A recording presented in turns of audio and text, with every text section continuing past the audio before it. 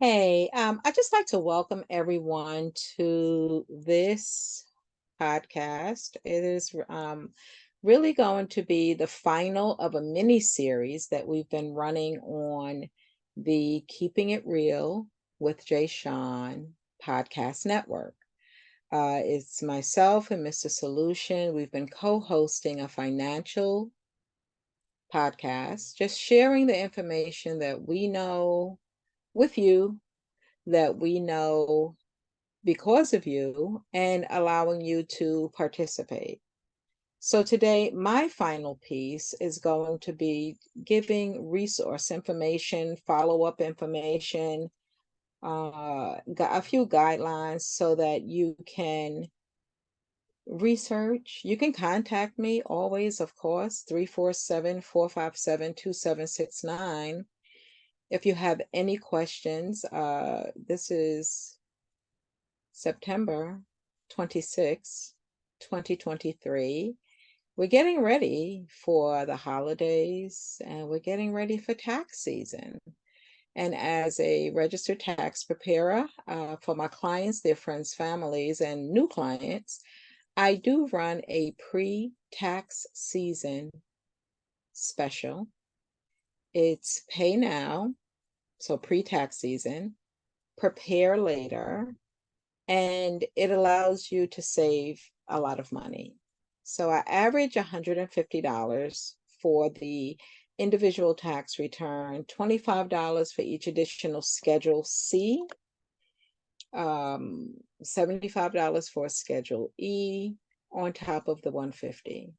Well, during the pre-season tax special, it's a $75 flat rate.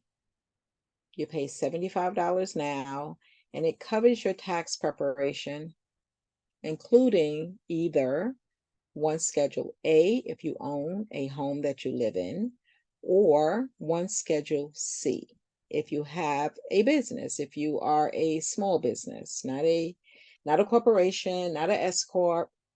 A Schedule C is for those who are independent contractors who file their business income and their business expenses when they file their tax returns. So I'll put that to you, offer it to you as well as a listener. You may be listening live or you may be listening on YouTube. But either way, it's very important that we understand the process. I am also an insurance agent licensed in several states with partners in other states that I am not licensed in. So we can help you. It's about building wealth and planning for a very successful financial future. So you can contact me. We have term policies, we have whole life policies, and we have what's called specified health. And I'm going to review this again later on. Specified health is like Aflac or combined with their disability, cancer policies, hospitalization, critical illness, and long-term care. That's a lot of policies, right? I know. When we think life insurance, we think just death. But I tell people, life insurance is not about death. It is about building wealth, building wealth. So I look forward to continuing this conversation. Mr. Solution will come on, and Jay Sean and Dre, and hopefully you and other listeners will come in with their questions, and we'll do some Q&A. But again, my piece for this last segment, and I'm grateful to Keeping It Real with Jay Sean. I'm grateful to Dre for his help and helping us to get out information that can be, once again, useful for individuals and families, and again, and small businesses. And I will say that I will continue it's called Let's Review Finances, Investment, and Building Wealth with Insurance. And then under finances is where we have the income tax and budgeting piece. I will continue that. You can reach out to me. You can go to my website, NetworkingForSuccess.info. You will find information there about upcoming podcasts, and you can just, stay in touch. So we're going to get the show started. Give me 1 minute. So in the meantime, as we're getting ourselves ready for this, I have put up a current flyer for myself, for my business. That is very important. We are running a special on my books. I have 2 books on mental health and overall wellness, suicide prevention, I say, because the more we know, the more we grow, right? So you can get both books in ebook format, both books in ebook format for $5 together, 2 for 1. The books are educational, informational, motivational. They are inspirational, and they are empowering. The name of the first book is Suicide is a Serious Killer. Let's End It Today. I say it's a statement and a call to action. The second book is Mind is to Mental as Teeth are to Dental, and we all have a mind. And guess what? We do. Because the first book, the title had the word suicide in it, which frightens people or distresses them, I needed something that was going to be a little easier and smoother. The word suicide is hot. So, mind is to mental as teeth are to dental, and we all have a mind, is what I call the potato salad that I made out of the baked potato. Inside of each book is a thank you package, valuable, over $250 in grocery coupons, discounts on theater tickets, shopping, it's art galleries, jewelry, just a host of wonderful items in the thank you package. You can go to NetworkingForSuccess.info /promo. And you can get the 2 ebooks there. You could also order the paperbacks. You can order them wholesale through me directly for your book club, for your organization. Ages 7 and above could read this book. It's going to be some conversation, but if you're 50, there's going to be some conversation. I thank you very much. Come to the podcast. I have a podcast on Mondays on Grown Folk Talking Express Yourself, Mondays at 4 p.m. Eastern Standard Time. You can call in 520-525-8633, or you can text call me to that number. If your carrier charges you, you'll get a free call back. So text call me to that same number and get a free call back. You could also log in on huddle.team /grownfolk or huddle.team and then join meeting ID grownfolk. So definitely take a look. You see this flyer, it's so beautiful. If you want a copy of it, you can email me at teamfollowme@yahoo.com, teamfollowme@yahoo.com. If you want to use the books when you order them wholesale or retail, if you want to use the books as a fundraiser, or if you want to book a speaker to come in, more than welcome to do just that.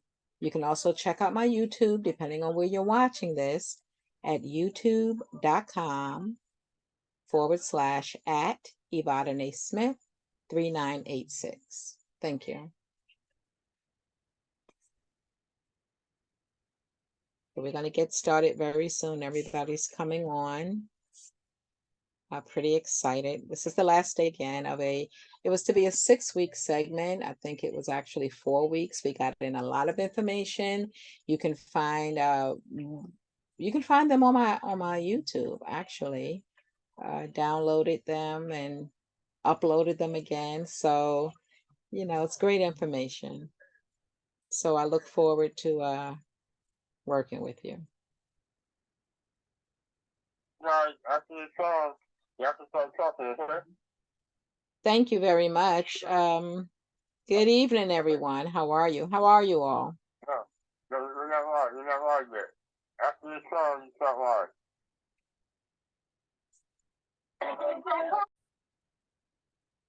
We're getting ready. You hear the music? We're getting ready.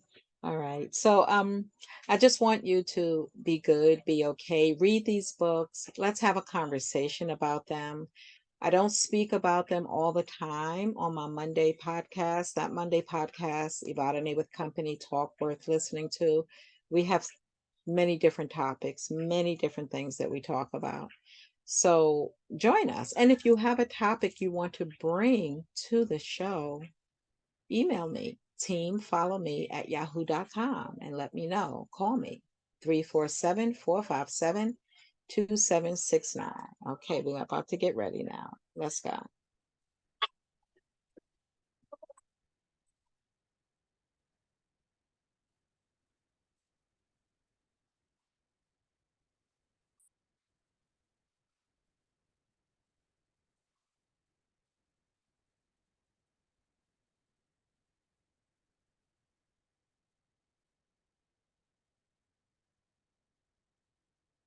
Good evening, Mr. Solution.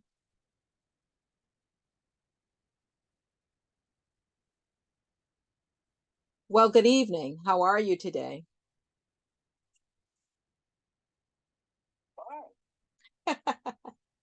Welcome back. Welcome back. We missed you last week, and I was missed as well. So we're going to move forward with all of this. How are you doing, though? How's everything? I'm very well. It sounds like you're talking, I guess you are addressing me, correct? That is correct, Mr. Solution. I'm addressing you, and we may have some people on who are live, who are listening in. So Okay, great. we It sounded a little bit kind of different, but nevertheless, yes, we'll work through it. I'm fine. Thank you for asking. How are you? I am well. I thank you very much. So today is our last segment of this mini series on finance, investing, and building wealth. How do you feel about it? How do you feel it went so far? Well, I tell you this, I was thinking about it, and that's a phenomenal question, which falls right in line with what I am thinking.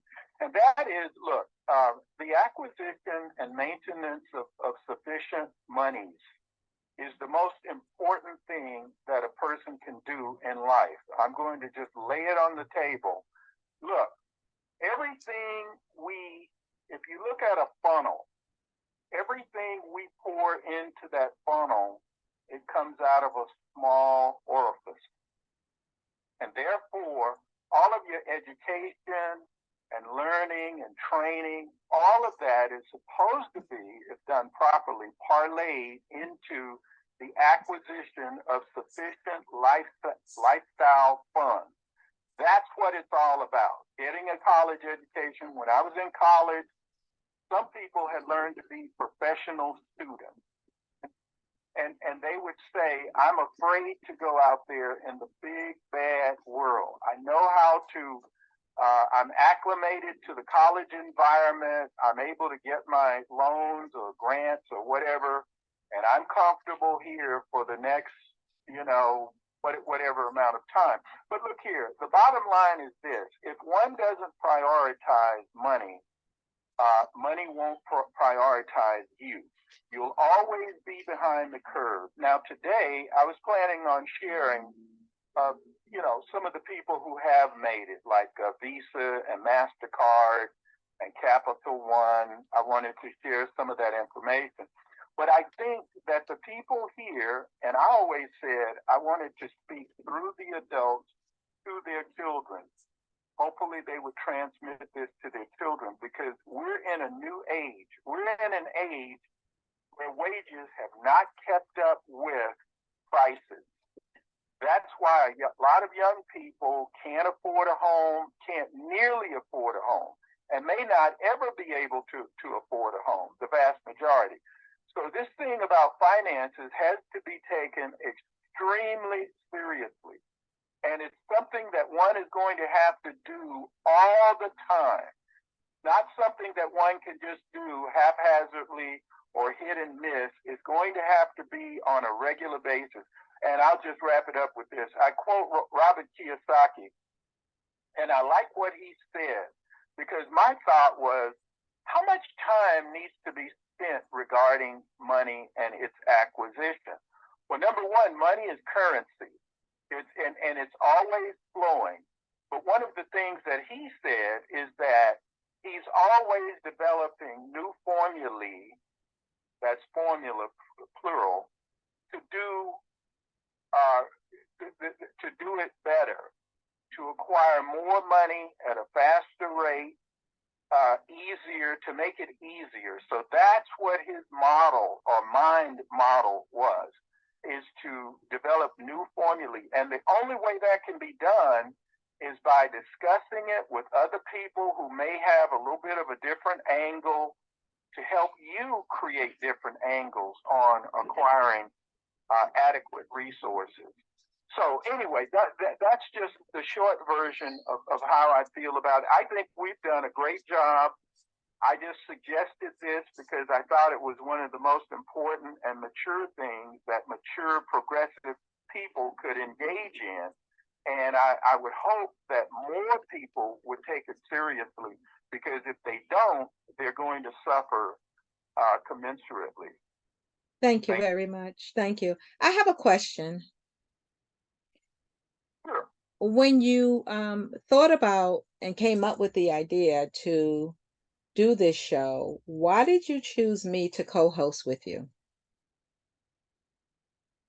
Well, you were available and you had expressed a level of acumen, and therefore I said, hey, look, a lot of people can participate in this, and a lot of people who would not participate in it, if they were just called upon or motivated to do it, they could do it. Now, just like with Miss R.A.E. Ray, I would like for her to get into the mix. But look here, the people who run this show, it's not me, but I appreciate them. They're going to have to prioritize this sort of thing. I hear they ask for donations, they ask for money, and that's fine. But it's one thing, money has to have a source. It has to come from somewhere. And the best place people can get money from would be themselves. That is, the skills that they have acquired. So the reason I ask you is because we were talking about it. You were there. You and I had agreed on a couple of things. I forget exactly what it was at this moment. And I think I was talking about indemnify, how one insures themselves. And you concurred on that. I said, oh, well, she understands this. And then due to a little bit more probing, I just had a little bit of dental work. So forgive me if I'm slurring a little bit. But it's going well. It's going super well, but it takes time to heal.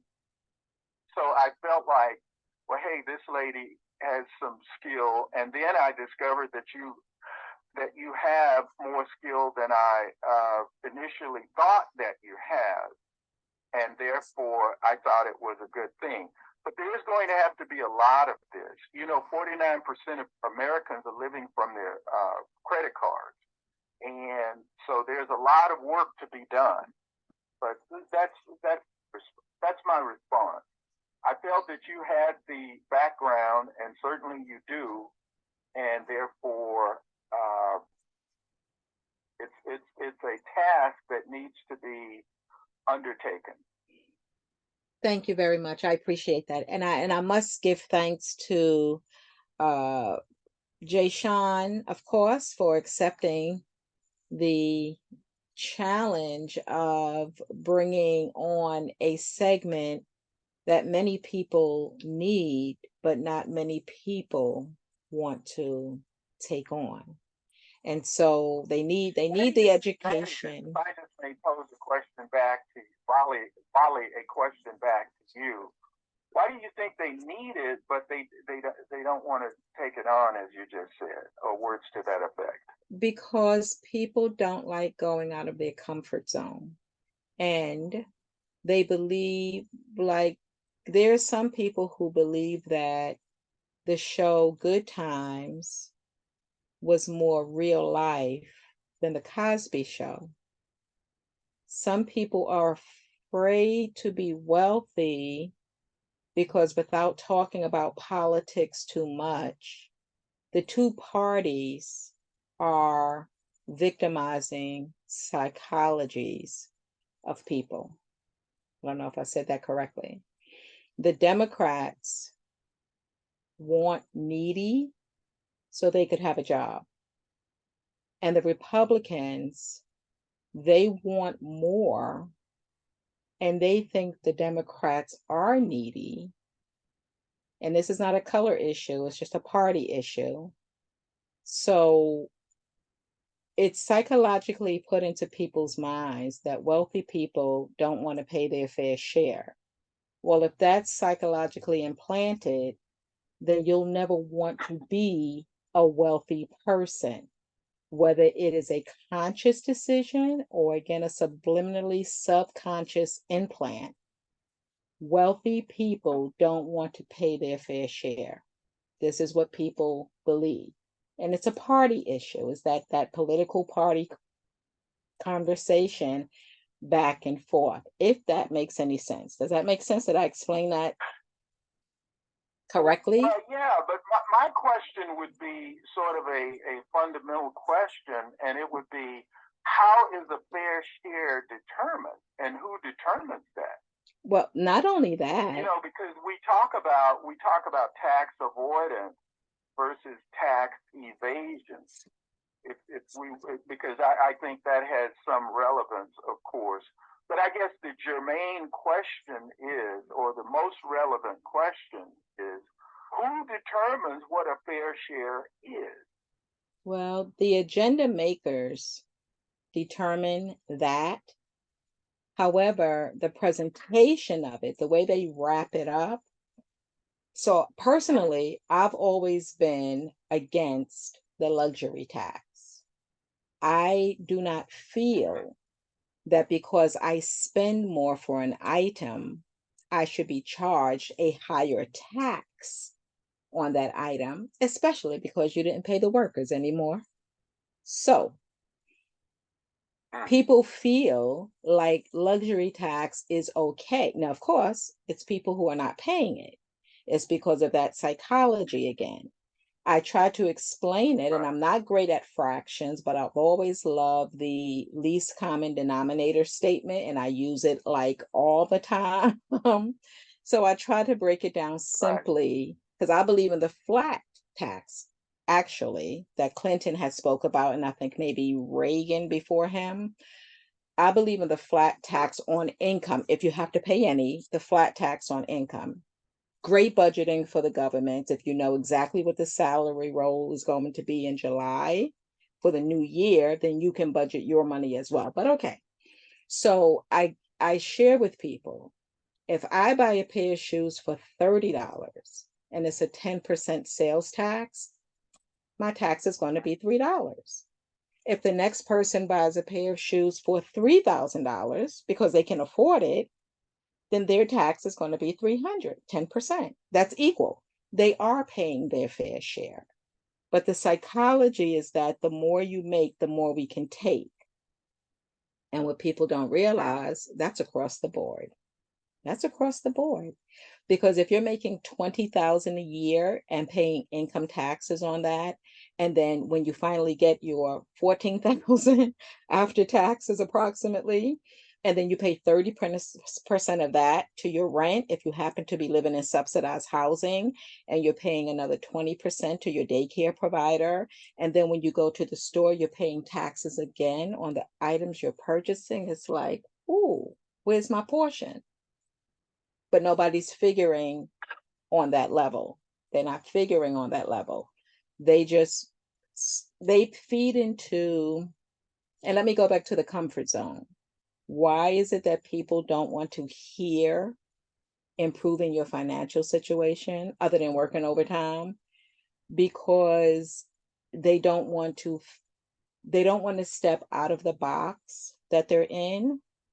That, again, that comfort zone. If you make more money and you decide you want to move from an apartment to a house, how is everybody else around you going to look at you?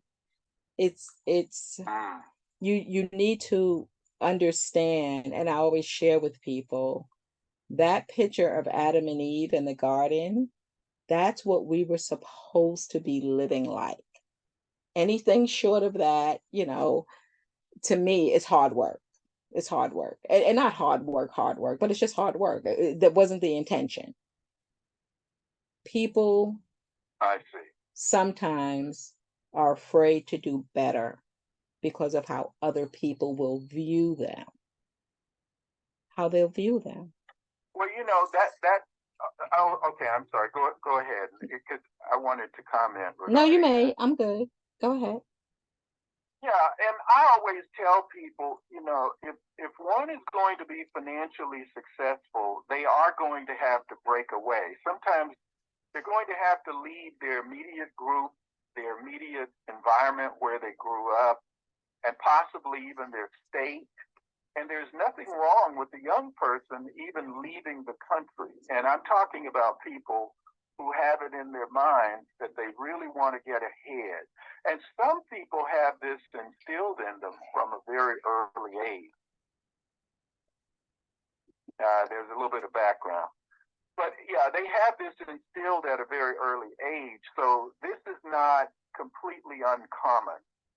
And so what people have to do is just stick to their guns because, and I think, as you rightfully pointed out, there's a gregariousness in human beings, a natural proclivity to be social, but that doesn't work as well as it should all the time, because if the group that one is being social with is not going anywhere, or maybe even going backwards, it's not a good idea to hang with that group of people. It's much better to hitch one's wagon to an upward moving star so that they will get someplace in life.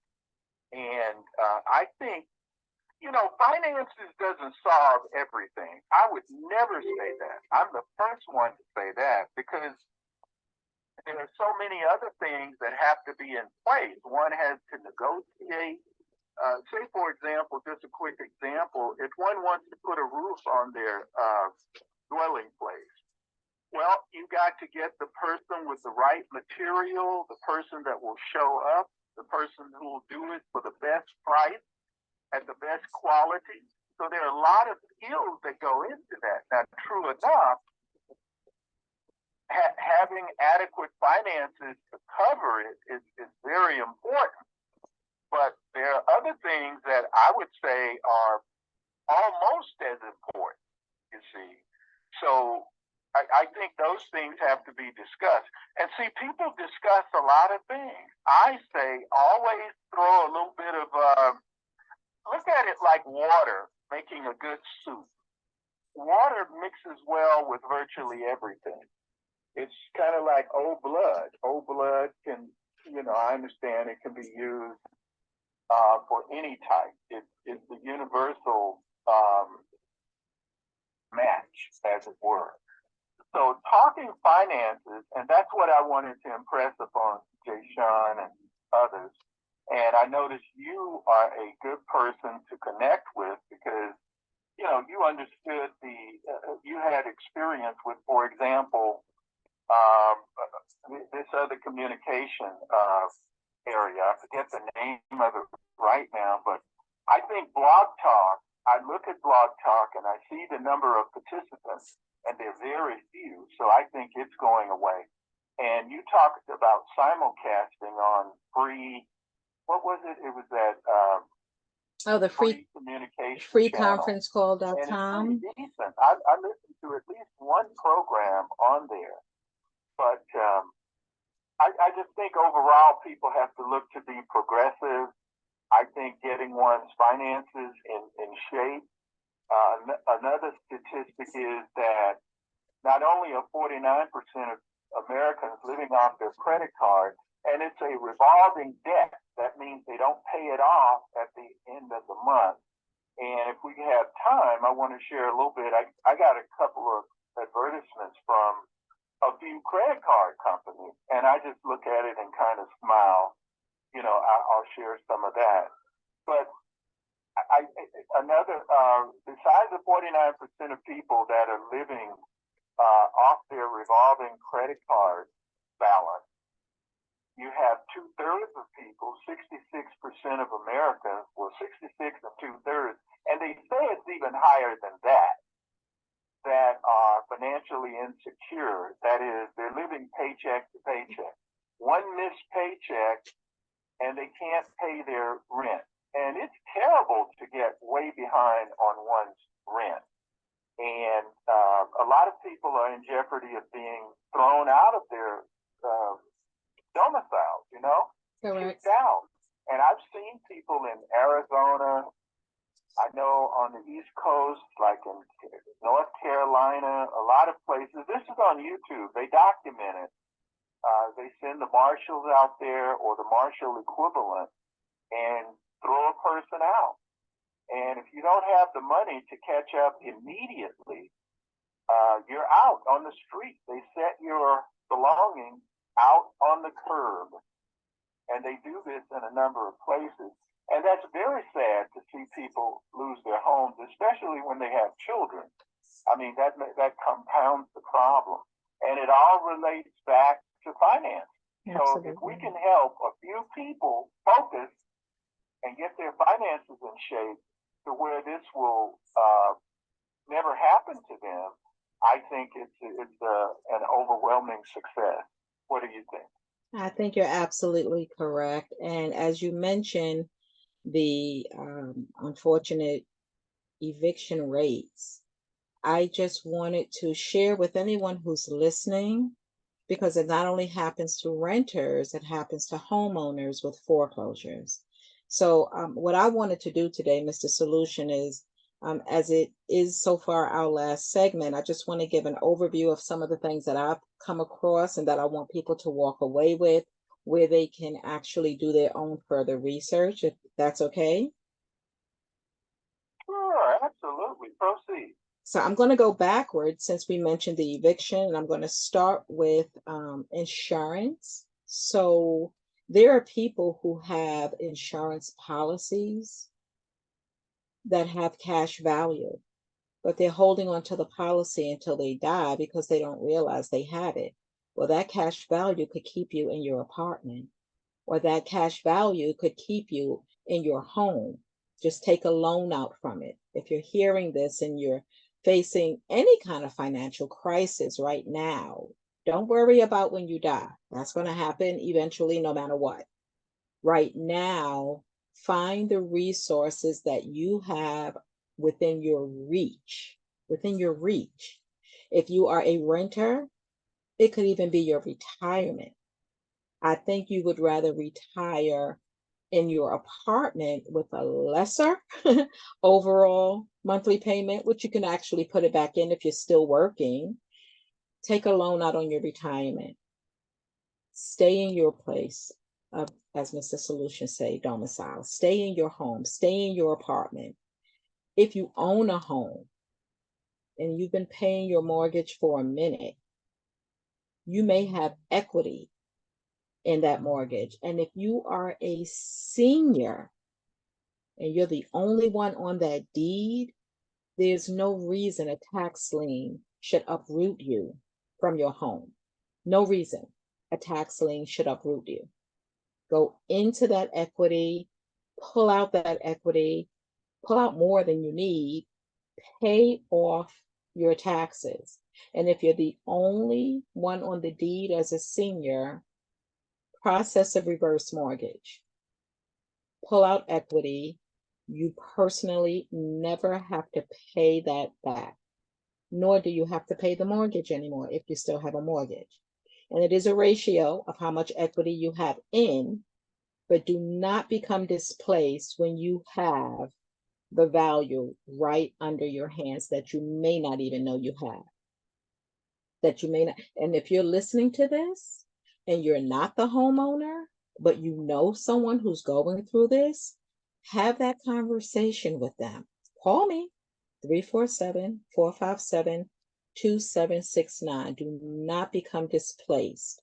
If you've been paying into any financial product for a period of time, except for a term policy. So that just goes a little bit in reverse of what I wanted to talk about, which was insurance. Insurance is not about death. It's about building wealth to do the things you want to do and need to do in your life when a time comes, whether it's college tuition for your children, giving them their down payment for a house. They could better use that money for their down payment, and you could visualize and see the value of what that payment over all those years have done for your family. Please.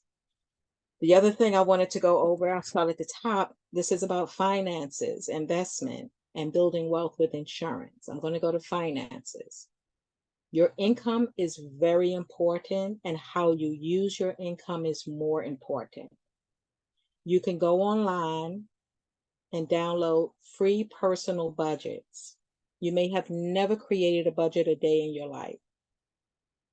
Go online and get a free personal budget and fill in the information so you could see your money. When you can see it better, you can use it better. There's a website, Money Under 30, moneyunder30.com. And it shows where 50% of your income should be used for your needs, 30% for your wants, 20% for your savings. I think I would switch that 20-30, but it all depends on who you are. Use that same device and search for the 30-year-olds who were committed to being able to retire by age 30. And they successfully did it. It's about being focused and knowing what it is that you want to do. Being focused and knowing what it is that you want to do. There are, Mr. Solution has given us, and this is what kind of prompted this whole segment. He was giving out so much information on the Friday night call, this same number, adults only. He was giving out so much information, and people were hearing it, and they saw the value in his information. They saw the value in it. Dave Ramsey, Robert Kiyosaki, they were hearing it, but not capturing it. And that's when I shared, capture the information. It's like rain. It's like rain. Capture those raindrops and make yourself a pool to swim in. Capture them. Everybody's not going to give you everything, but pay attention to what you're receiving and use it. You can search Nerd Wallet if you want to go into investments. There's so many, literally on your device, if you have CashApp, you can buy stock in CashApp through CashApp. You can buy Bitcoin through CashApp. You can buy through a Stash. That's another app that you can use. And you may not know everything about investing. I personally love stock splits. So I pull down the stock split list periodically to see what's happening. And it can work for you. It's not an immediate growth product, but if you can get, okay, first set your investment budget. Okay, first set your budget. Okay, so if you can get a stock that's going to split and give you more stocks, not more value immediately, but more stocks for your money, you have an opportunity, if those stocks grow, to earn. And just a quick example, I purchased 10 shares. They were splitting 100 to 1. That gave me 1,000 shares on the split. I spent $100 for those initial 10 shares. When they split, they go down in actual value. So I probably still had $100 or $99, but I had 1,000 shares versus 10 shares. And for a year, those shares, each one stayed under a penny. By the 14th month, a little over a year, they went up to $59 a share. Easy numbers, 59 times 1,000 equals 59,000 for a $100 investment on a split. So you could just Google. Oh, I said that right. They don't pay me. You can just search on the internet, stock split calendar, and just look at it. I had no idea what the company did. But in essence, what they do is every time you touch your phone, every time you touch your laptop, and just your touch can make something happen, they created touchscreen. Well, they were one of the companies that was creating the touch screen because we weren't able to touch back then. So you never know what they're going to do.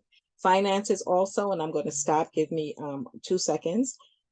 Taxes, it's better to know what's happening with your tax return than to just turn over your documents and wait for the result. So get publication 17 from the IRS. You can download it from the IRS website, or you can just go to it and review it. Publication 17 gives an overall view of the tax preparation process in terms of categories and what qualifies as deductions. The publication 17 is perfect. And if you have something specific that you're doing in your life, then it will lead you to that as well. So you'll be able to click on it as a link if you're using it online, or you can go into an IRS office, Internal Revenue Service, an IRS office, and get the publication 17 book. Checking personal, check out Greenwood Bank. There's something new and something different, and it's stemming from Black Wall Street. That's why they named it Greenwood. They have a lot of different features. It's an online. Some people don't like online accounts, but again, as far as I'm concerned, everything is online. Everything is digital at this point, and definitely going digital. But, I'm not saying you have to. Just check it out. And if you're looking for a business online banking system, check out Novo, Novo. Okay, all right. That is it for me. But do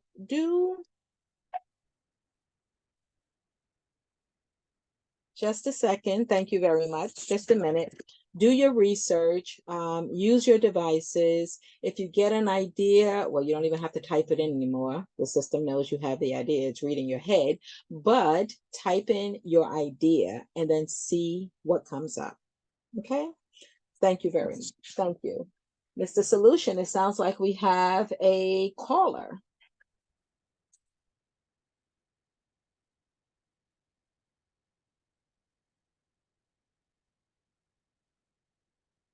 Okay. Hey, Dr. James, how you doing, both of you? Yeah, what Evadyne was saying about the stock split, that's very true, because he told me about a stock split, and I bought it. And I bought 10 shares, and it split 10 to 1, so now I got 100 shares. Even though it's been going up, down, up, down, up, down, but I got 100 shares. So I only paid for 10 shares, so that was good. Now, I got a question for both of y'all. How much money do you have to be considered financially successful?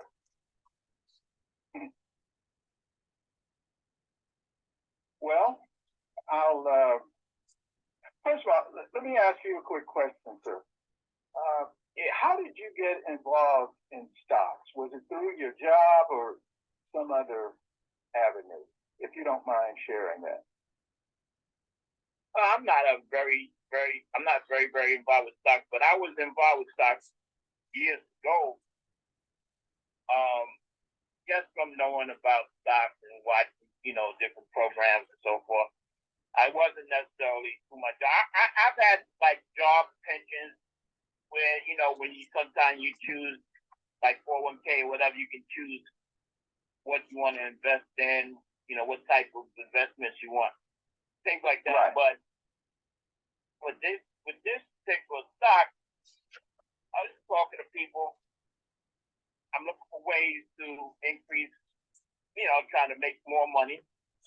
Oh, and I thought stock might be a safe way to do it because I didn't want to really go into real estate because of the fact that real estate, I'm 63 years old. Real estate requires hands-on. I feel like it requires hands-on work. You got to be involved with your building, your tenants, and so forth and so on. And right. So you got to do research, make sure your tenant's going to pay their rent or try to make sure. And so forth. Right. Well, stocks have their risk too, and I think I haven't read my prospectus, but I think that they've taken a beating the last couple of weeks, and I think they took a beating today. But anyway, to respond to your question, I think that's a variegated question. And I think the best way to answer that, of course, it's always going to be personal. But first of all, we can speak to that in terms of needs and, of course, wants. And I would say that a person has acquired at least sufficient resources when all of their needs are met, the basic needs. You know, are you familiar with Abraham Maslow's hierarchy of needs? Have you ever heard of that? Okay. Well, anyway, when you get a chance, you just maybe want to look at that. But it just refers to the basic things, food, shelter, clothing, stuff like that. You know, healthy food, a place to stay. You know, we were just talking about people being evicted, both mortgage from their homes, at least homeowners and renters are being evicted. So obviously they are income insecure because otherwise they could make a deal. I wanted to talk at one juncture about getting discounts, which is negotiating deals. If one has money, they can always get something, or almost always get something for a lower price. Because the price one sees is just, as far as I'm concerned, it just starts the negotiation. It's not, I never see a price as fixed. Now, so I would say that a person has sufficient resources when they can meet all of their basic needs, as I just enunciated, and at least a reasonable, I'm really nuancing my words here, a reasonable amount of want. Now, our taste can always be larger than any amount of resources we can amass. I mean, that's just the reality of it. So I would say all of one's basic needs are met, and, at least some of their wants are satisfied. That is, they're able to possibly go on vacation if not every year, every other year, or maybe every 3 years. They can take a nice vacation if that's what they want to do. They can buy a new vehicle if that's what they want to do. Or they can help out a family member if that's what they want to do. Now, those are some wants. So does that respond to your question adequately? Well, what I would say is that you can have your needs, especially the needs you just addressed, like a stable place to live, food, housing, so forth, without being wealthy. Because there are, like say, you can have someone on Section 8. They can have their housing securely covered by a government program, and they don't necessarily have to have any money or very little money. Let's go back to your original question. Because I think you are expanding your original question. or you may be changing it a little bit. Go back to your original question. Yeah, the question is how much money do you have to be considered financially secure? Right. Now, why did you include the example that you did? Because really, I was coming, I don't want to tie up too much time with your program because you're talking about a lot of this things. But I'm just saying, my theory is, and it's not, you may not agree, whatever, but it's pretty much, we all are pretty much in the same boat. And even though some people have a tremendous amount of money, now they're in a different category, a billionaire, so forth and so on. But is a millionaire, if you have $1 million, are you financially secure? Okay. Let me just respond to that this way. And your questions are I think they're decent questions, but we would have to look at net. We would have to look at one's debt and their credits. In other words, what they actually own versus what they owe to get their net worth.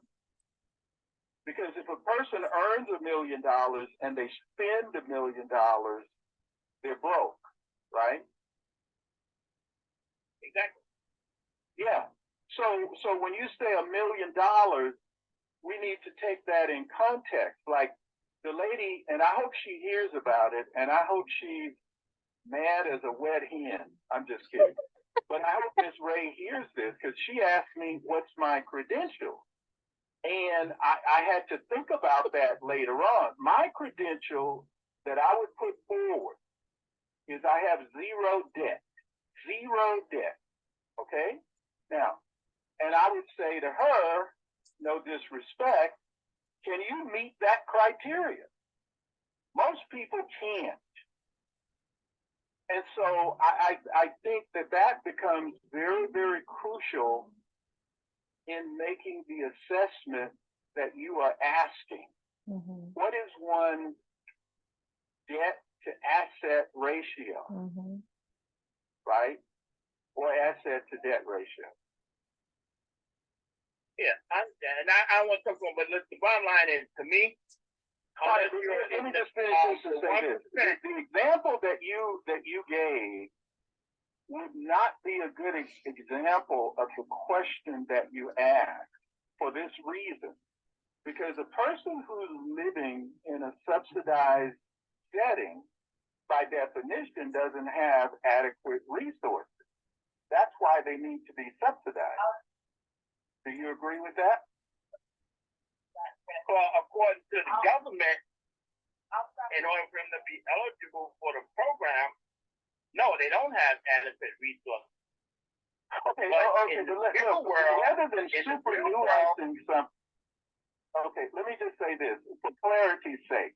Rather than super nuancing something and micro analyzing it, let's just go with it in a straightforward fashion. A person who needs subsidies is not a person who has adequate resources on their own, by definition.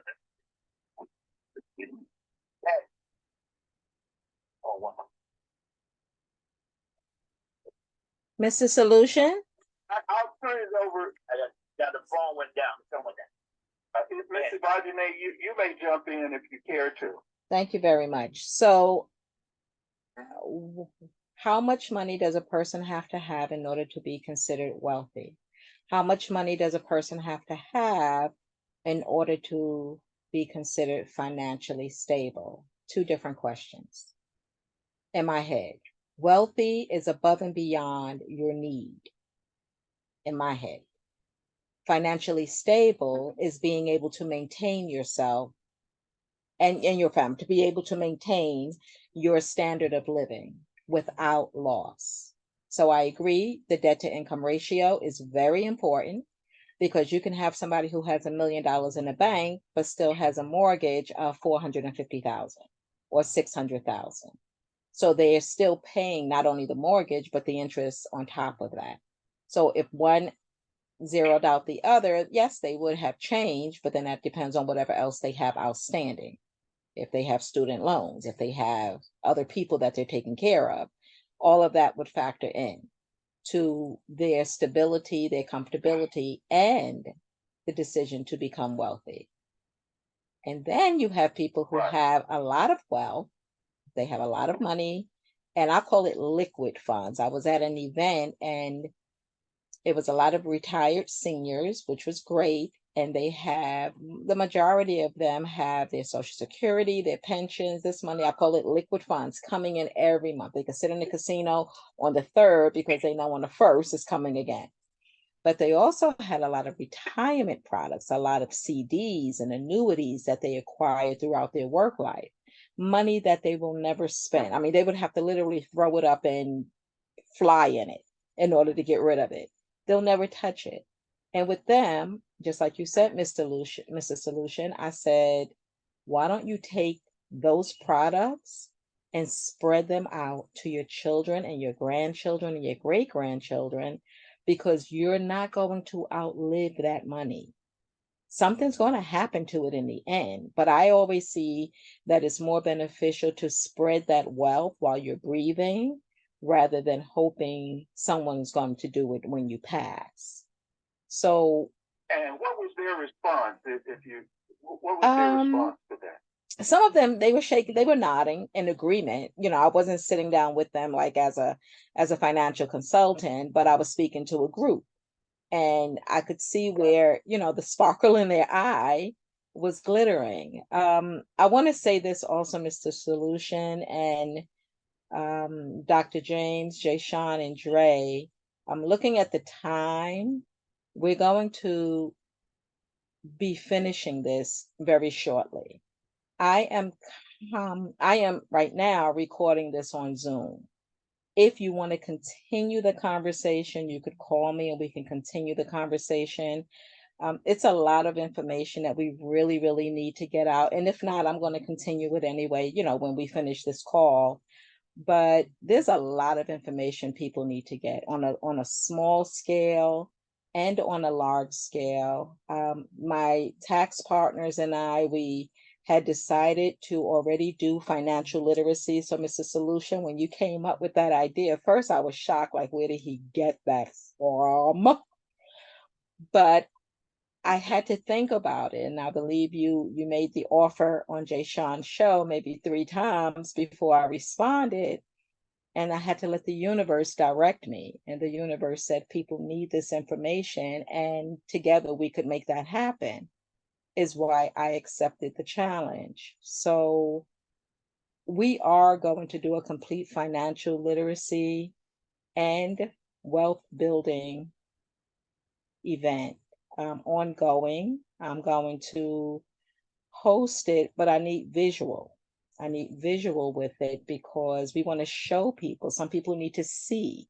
So we'll show the budgets, we'll show how to work it out, we'll show investments and how they work. You know, when I say show, I mean on the screen. So anyone who wants to view it will be able to come on. It won't just be talk and listen. They'll be able to see it and engage with it and even download some of the forms. So that's building up. But I just know that there's a lot of information. I want to absolutely thank the Keeping It Real platform for having this segment, for having this, I call it a mini series, for having this mini series. And I do hope that valuable information has been shared and received in the way that we wanted it to be received, and that it will continue growing in people's lives, that they will continue reaching out and seeking more information. You know, I call myself an appetizer. So hopefully they'll go to the main course and just delve right in and become so full. This is the gluttonous time. Become gluttonous when you're getting this information on finances and building your wealth and securing your future. And I also, when it comes to mortgages, do not believe people should have mortgages if they have liquid funds to pay it off. I believe people should pay off their houses, because it takes a half a second for something to happen that keeps you from being able to pay it off. You can become ill, end up in a nursing home, you have a mortgage, but you have liquid money that could have paid that off. I don't believe in mortgages when you have the monies available. And I tell people, don't think that you're spending the money. You're just taking the money from one product to another, because the house hopefully will continue building equity.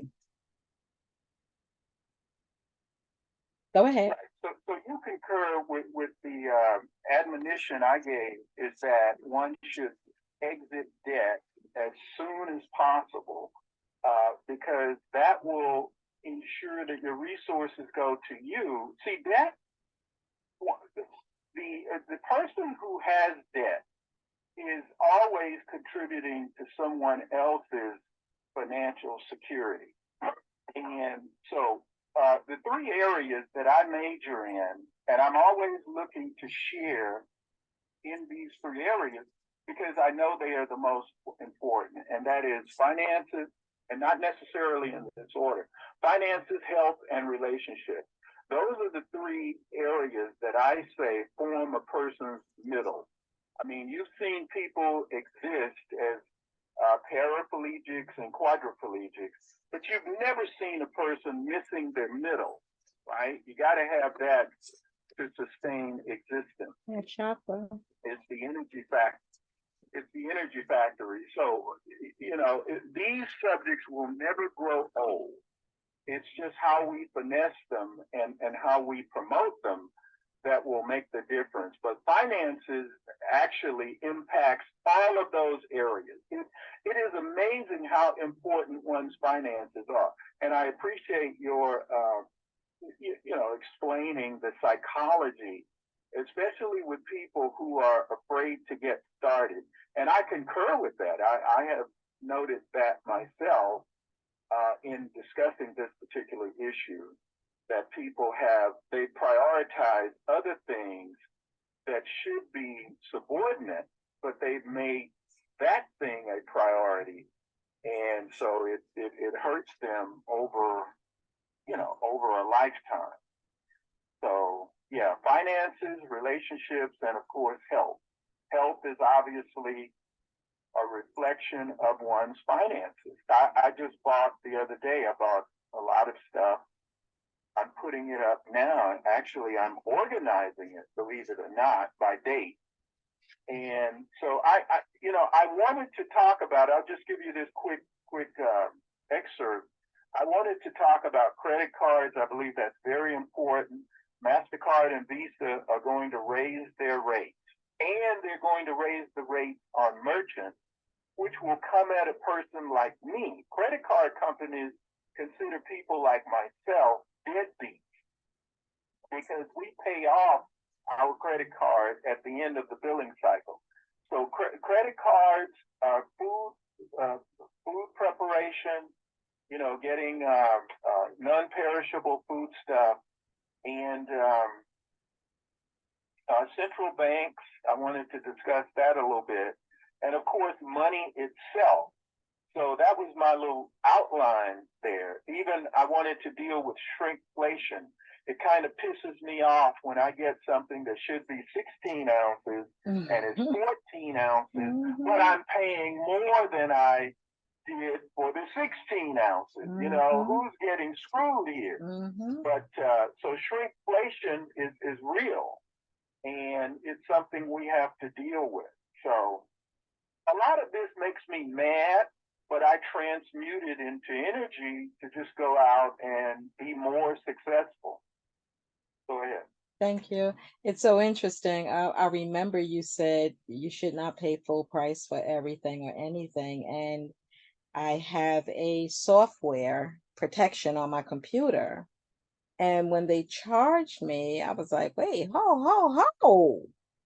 So I contacted them, and they literally took off $120 just to keep me from canceling it out totally. I thought right about you, Mr. Solution. I said, uh-oh, lesson well learned. And I really, that's one of the major platforms of being a good negotiator not only knowing the area that one is dealing with, but also be willing to walk away. Like Absolutely. you said, canceling the subscription, whatever, because at that particular juncture, now usually I don't have to cancel. I'm willing to walk away if I can't get at least some of what I want. And I want a lower price. Yeah. So, yeah. So thank you. And see, people, what I find is people will fight. You know, you have your keyboard warriors. They'll fight in this context. But now Robert Kiyosaki talks about this, and I'm just mentioning him only because he's popular. He's pretty well known. He wrote one of the best financial books, best-selling books. But he talked about how the world pushes us around. And see, people who will fight here over, and they don't need to fight, they'll go out in the world, and the world will push them around. They won't balk at that charge. You know, when whomever it is charging them say, well, I'm going to charge you, using the example you gave, that $120. They may not like it, but they go ahead and acquiesce. You know, that's the world pushing you around. That's what the world is, a bully, and its systems are bullies. And so one just has to learn how to leapfrog. I never take no for an answer. No, I don't listen to no. I want yeses. That's why you come to the table, right? So can you do me a favor? Can you do me a favor? So I will ask you if you can just quickly list some books, some resources that people can go to. I do have here The Intelligent Investor by Benjamin Graham, Unshakable by Tony Robbins, The Truth About Money, Justin Goodbread. And if you could just list some that people can go to, you know, we never know who's listening and what they will touch. Yeah, well, of course. Thank you for inquiring. Yeah, we have, of course, our friend Dave Ramsey. Now, I don't agree with Dave on everything, and I love to look at positions of disagreement, but and analyze those. But Dave, his baby steps to being a millionaire, and of course, there's the classic Rich Dad, Poor Dad. I recommend reading it. Now, I think that's the best book Robert has ever written, and that's the only book that I have ever bought from Mr. Kiyosaki. Okay, I think he really spent his load on that book. Now, he wrote many other books, but I don't think any of them supersede that one. And of course, there's The Millionaire Next Door. That's a very popular book. And these guys got rich, two economists, and I think they're both now deceased, but they got wealthy just by studying wealthy people. That's all they did. They just studied wealthy people and wrote a book about it. And then they got wealthy. All right, so that's The Millionaire Next Door. There's one, I believe, called The Richest Man in Babylon. Everybody buys Dr. Claude Anderson's book. He has a book called Powernomics. He's a good writer. He makes some very good points. Even though it may be directed toward one ethnicity, everybody knows it has good points. So he has a good book called Powernomics. There is, yes. And this is considered the greatest of all financial self-help books, and that is Think and Grow Rich by Dr. Napoleon Hill. He was the biographer, I believe, of Andrew Carnegie,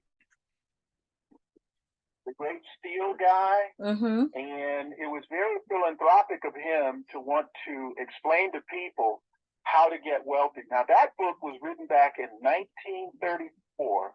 If my memory is correct.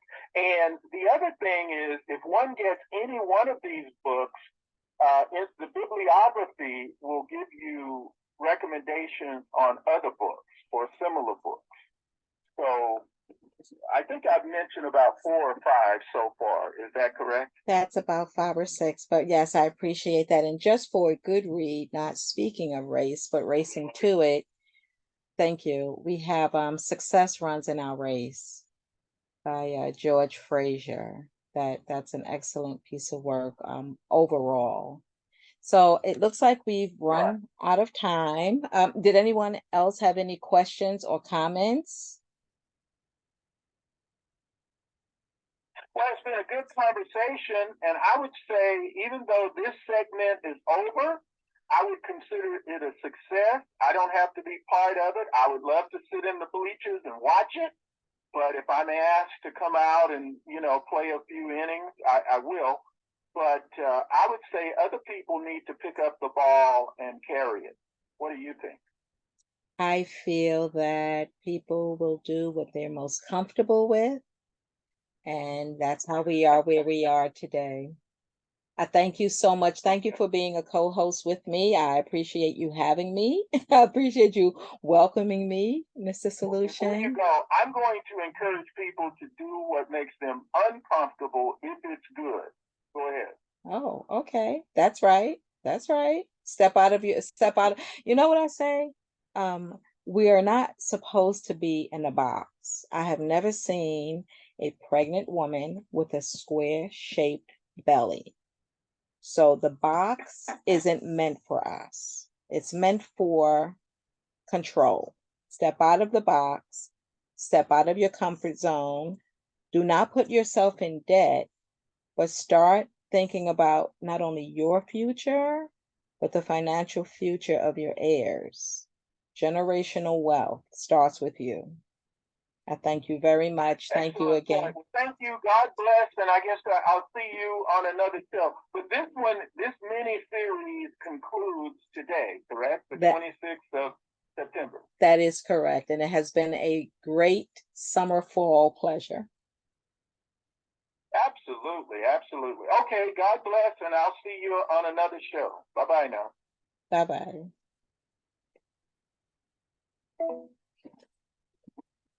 Well, ladies and gentlemen, you have participated in the final segment of the mini series, Let's Review Finances, Investment, and Building Wealth with Insurance. I do hope that you found that information useful. I do hope that you move forward in doing additional research, speaking to your friends. I remember years ago, in that same period of time that I purchased the stock split, it was the day before an event I had planned with family and friends that we all come together to share what we knew on finances. And it was the night before that event that I found out that the shares that I had that increased that would have reaped me, I would say 46,000, because when I saw it, it was $46 a share, even though it had gone up to $59 a share. I don't claim that, but when I saw that they had been sold out of the account that they were being held in, which was not mine, which was my lesson. And so I give that information as well. Have your own account. We can love people as much as we want to love them. They can be beneficiaries on it and us on theirs, but have your own account so you have control over your own investments. Even if you consult with your friends or family, have your own account. Now, this does not mean don't belong to an investment club that is separate, but don't put all of your eggs into the basket for which you do not have full control over. So bringing together our friends to share information, they say sharing is caring, right? You have no idea what people know until you pose the question. And we all know a little bit about a lot of things. Some people just know how to not say anything and to gather information, which then will benefit them later. There's no one way to this life we're living in, except to be as successful as possible. I talked about taxes a little bit earlier. I talked about taxes a little bit during this segment, But I want to speak further about taxes. And when I'm saying taxes, it's income tax preparation. It is extremely important that you be fair and just. When you have a child, who may have a non-custodial parent relationship. So that non-custodial parent relationship will allow that child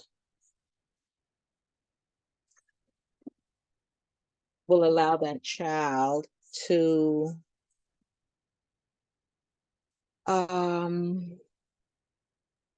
have life with both parents. Well, in having the life with both parents, when it comes to income tax preparation time, you definitely want to be fair to the non-custodial parent. So when you're filing taxes, and this is for people who aren't married, because when you were married, if you happen to separate, there's a different process. But in this case, the non-custodial parent, male or female, is contributing to the child's life, morally and financially.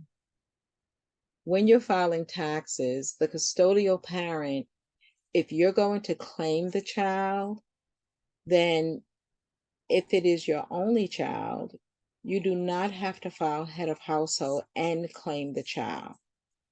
You do not have to do that. You can file single, claim the child, and allow the custodial parent, the non-custodial parent, to use the head of household status, as they have a very intricate part in having a place for that child to live and visit as well. And they are financially and morally contributing. You understand? That is how I feel about it. Being fair, not being greedy, not feeling like you want to get all of the refund. Be fair. It makes life easier when you don't have to be angry, feel angry, be deceitful. Again, male and female. Non-custodial parents are not always the fathers, they're non-custodial mothers. But you want to be fair, and you want to give your child a good and loving growth, a good and loving growth. If tax season comes and there's that fight between who gets what and how, the child feels that. The child sees that. And it's not necessary, right? It's not necessary. So please be fair. Gather all of your documents before you go to have your taxes prepared. All of your documents. Think about we're in September. Think about everything you've done. If you've paid student loans, if you paid for any classes to improve your job skills, you can use the lifetime learning credit and get credit for that. If you're an educator and you spend money out of your pocket, of course, they give you a $250 deduction. I know you spend $250 on one visit to the store, but this is what they give you. If you are an educator and outside of the school setting, you're providing tutoring, you're providing after school services, and you're utilizing supplies, then as long as you're getting paid, you can file a Schedule C for your tutoring, your education outside of the school setting, and then you're able to write off some of those supplies, some of your utility bill, some of your rent for the space that you're using to provide those services. And if you're traveling to the student or to a location outside of your workplace to provide a service, then you can track your mileage as well.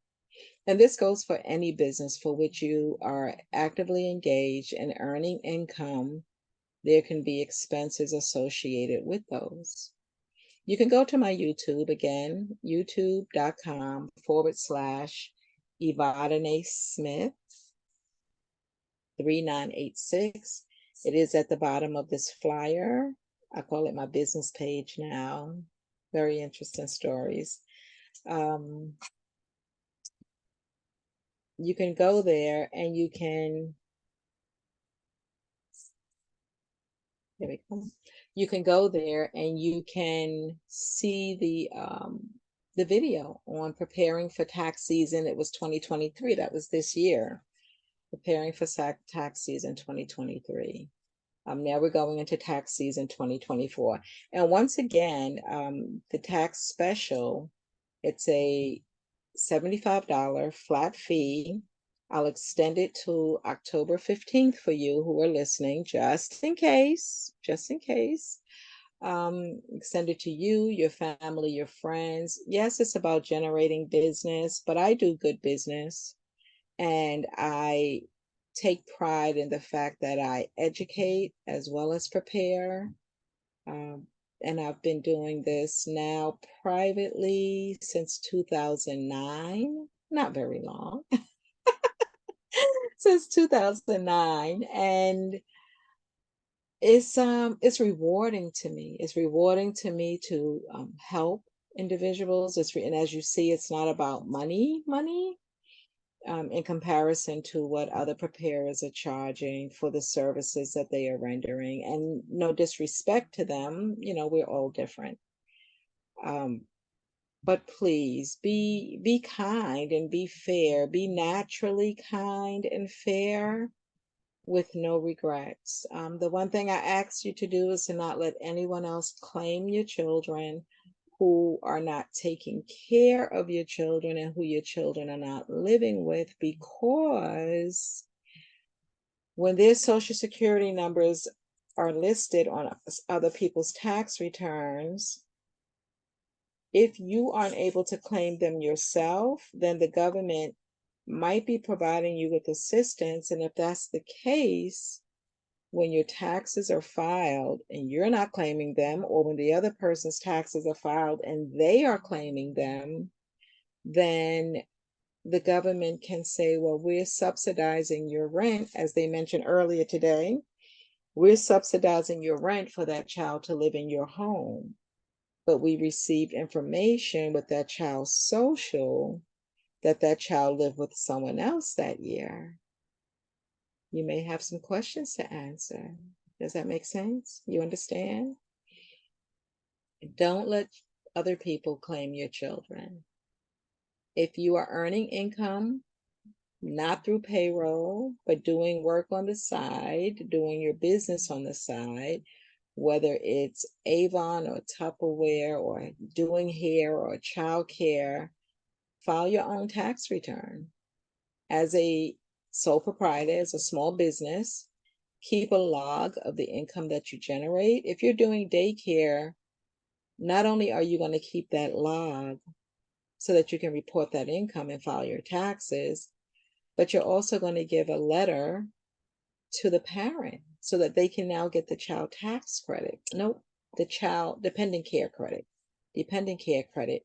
for the money that they're paying you. So again, those two things are going to add up.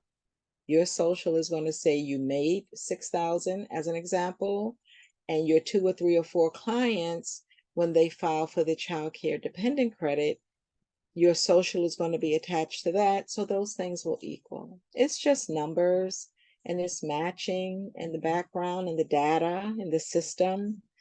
So be wise. Also, if you are independent, many people are independent and they don't get W-2s, but they don't want to file their tax returns because they feel like they're going to owe. Well, let me share with you that when you owe and you pay, you're really paying yourself.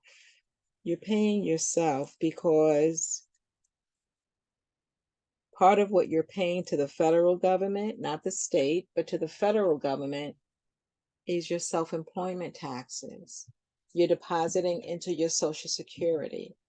You're depositing into Medicare. And when the beautiful age comes where you're able to receive your Social Security, then how much you've put in will determine how much you get out for the rest of your life. Not one time, but for the rest of your life. And if you're fairly young and you feel like you don't know if you're going to get to that age, well, you might. I hope you do. But even if you don't, if you're depositing into your Social Security as an independent contractor or a small business, if you should become disabled permanently or temporarily, your monthly check will be determined once again by the amount of money that you've deposited into the account. So, and your dependent children will also get a check. So it's like insurance, really. It's retirement insurance and or retirement disability insurance. You're paying yourself, not the man, yourself. So consider that. And you can go back some years. You can go back some years and file. If you happen to hit lottery and you have extra money, then you want to go back, 10 years and file those taxes and pay that money because you have that extra money from your lottery winning. That's going to set you up. That's going to set you up wisely. It's going to set you up well, again, to have that check coming in every month for the rest of your life. Did I mention that I'm Evadyne?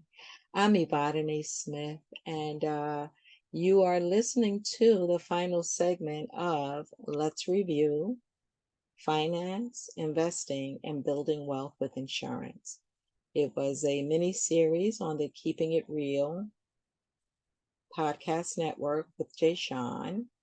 And you can reach their line. They have several shows. I think now 7 days a week, they have shows in the evening mostly.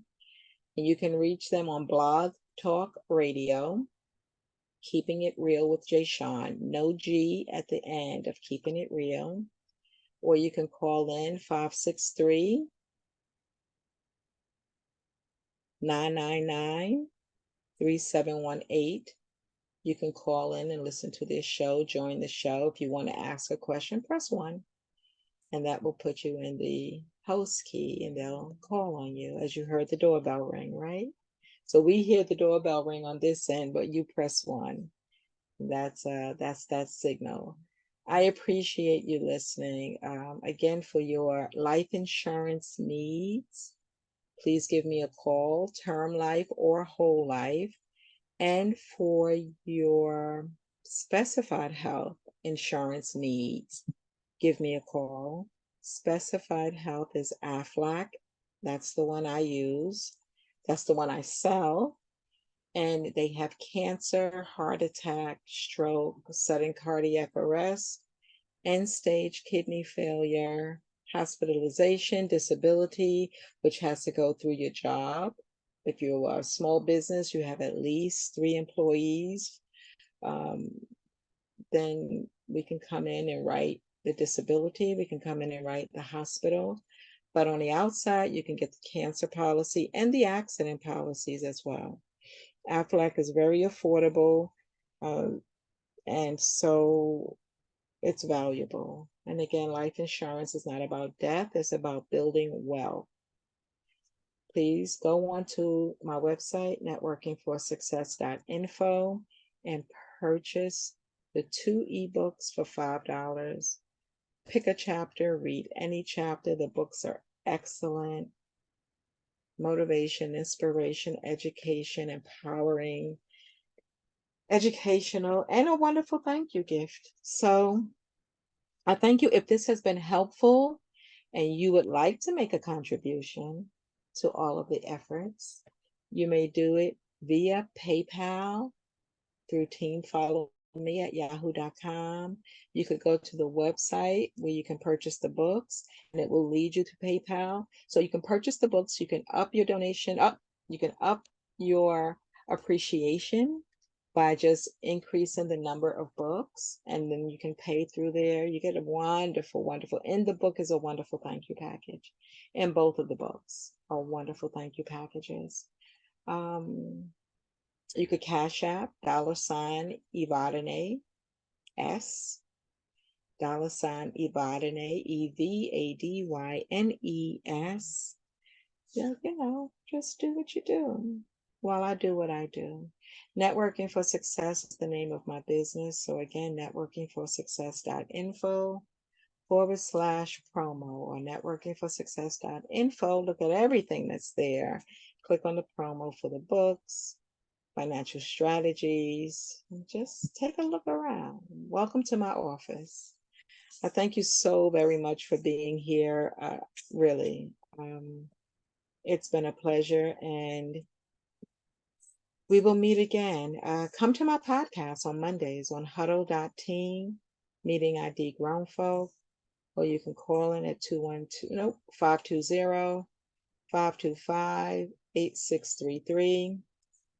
That is the call-in number. If your carrier charges you, then you can, if your carrier charges you, you can text call me to that number.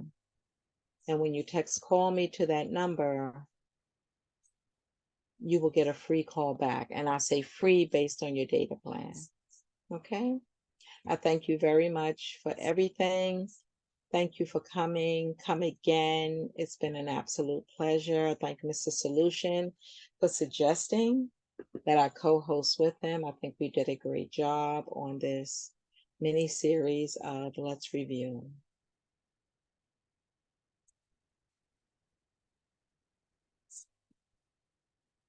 Have a great every day.